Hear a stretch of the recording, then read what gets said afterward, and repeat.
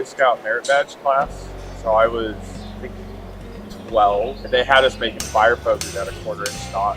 And I just thought it was awesome. I was terrible at it. I was like real scrawny. I couldn't even lift a little ball feet. I went home and just kind of kept doing it. At one point, my dad saw that I didn't have much direction in it, kind of breaking things, burning things around the house. So he got me hooked up with the Houston area Blacksmith Association. I got kind of more seated in the craft. I went to Sam Houston State University. I have a history degree and I have a minor in construction management. So my goal was to be able to pair the love of history and building trades in some way. It wasn't really until I got to Colonial Williamsburg that I really started learning the methods behind historical ironwork. I started there in 2021 for a 3-month internship. And then I went back home, came back the following summer, interned again, and that bled into an apprenticeship. So I apprenticed there for 2 years. Now I work in what's called the maintenance shop, the backup shop. So I work more with the preservation crew now, doing behind the scenes work. And it's a full array of work. So it could be repairing a 300-year-old lock or a key one day, and then the next day I got to weld up an HVAC rack.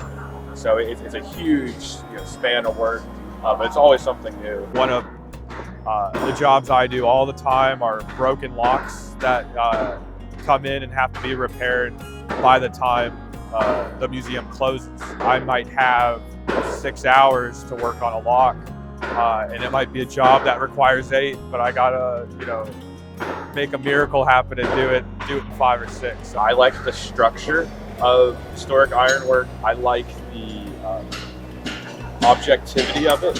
If I'm gonna reproduce something, you can tell if it looks like that or not. It shows a lot of skill being able to reproduce a form.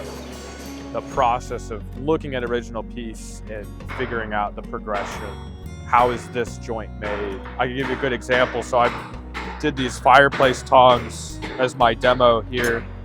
The first thing we look at are often archaeological excavations. So these are a pair of tongs that were excavated at Colonial Williamsburg.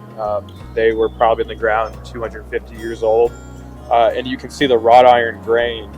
As it comes around this bow, you have a sharp 90-degree corner, which is pretty challenging to do, but you can follow that grain and see precisely how it's been shaped.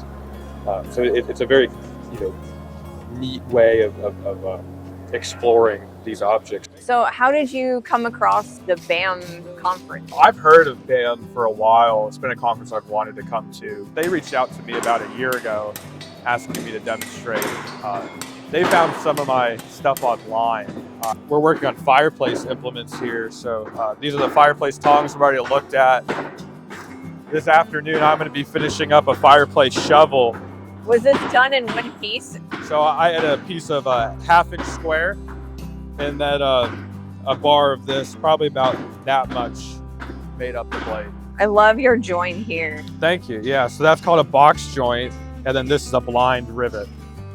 So normally this would be completely filed up, completely polished, and you're not going to see it at all. It's a fully functional joint there.